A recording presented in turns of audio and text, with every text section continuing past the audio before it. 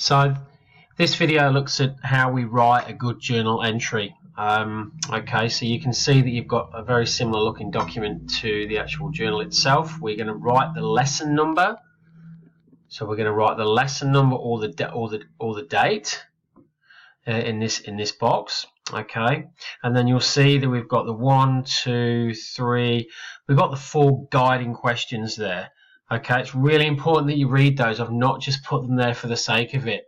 A good journal entry needs to address those questions, and they're there for a reason. They'll help you make sure that you hit the performance standards and address the capability as well. Okay, because if you don't do that, then your grade's going to be in that lower band. So I've just made one up here for badminton. I'll just show you there's the 2 badminton pictures of some students from last year. We'll get to the pictures shortly, but you'll see that in italics I've actually the key words. So these are the words that I've highlighted to show you that we are actually answering those guiding questions. So what was the focus of today's lesson? You'll see that my answer to that was today's lesson's focus was court setup, warm up, a recap on serving technique, and then half court singles. To start the lesson, Mr. Potter discussed appropriate court setup and how the net cord should be tight to make sure it's the right height. And then I've referred to a photo, and we'll talk a bit more about that in a second. So I've asked very simply, what was the lesson's focus today? And I've answered that question. I don't need much more than that.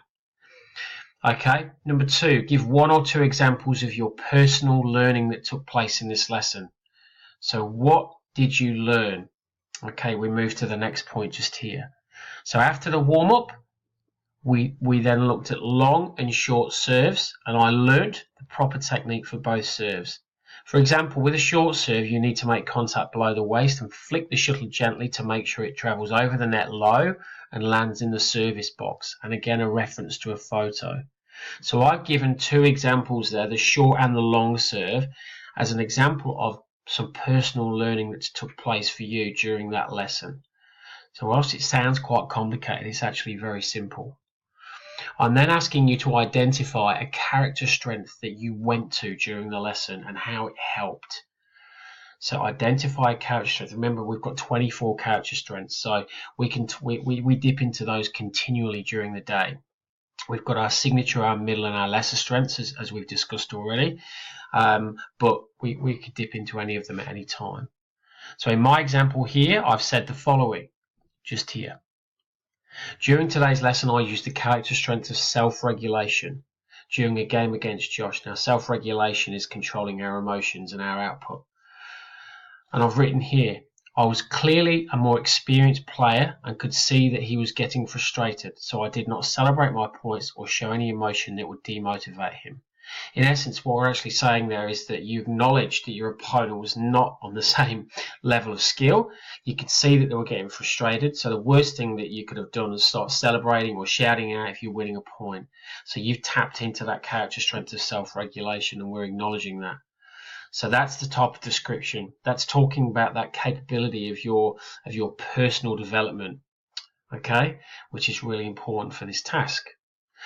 My learning goal for the next lesson is to practice serve variation during the warm-up. So what you're saying there, guys, simply is that you'll come into the class next time, get a partner, and you'll just do some short and long serves, just trying to refine that technique ready for the next lesson. And that's simple, and that's going to be your main goal. So you can see here there's not a lot of writing. I've addressed the 4 key questions, the 4 key guiding questions. All right, I've described what's happened in the lesson. It's not too complicated, but I'm using the right terminology to get that higher band, that higher grade band. Now, if we go down, what I've done here is sort of in-text referencing of photos. So photo 1 and photo 2, there's some the boys setting up the net nice and tight that I've referred to, and there's doing a short serve close to the service line. Okay, so there's that visual. Now, in both pictures, I've put me. In this particular case, it was a student from last year, but I'm making sure that the SACE moderator can see who I am if they do look at my work. Now, that's a good way of using photos because you're actually talking about them and then you're just putting them in and labeling. It's probably the easiest way to use pictures.